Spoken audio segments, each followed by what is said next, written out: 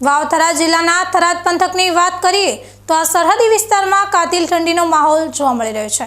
દિવસ ઢળતાની સાથે જ તાપમાનમાં નોંધપાત્ર ઘટાડો થઈ રહ્યો છે અને રાત્રે 8 વાગ્યા બાદ તો ઠંડી વધુ તીવ્ર બની રહે છે। મોડી રાત્રે અને વહેલી સવારે અતિભારે ઠંડીના કારણે જનજીવન ઠંડીમાં ઠૂંઠવાયું છે।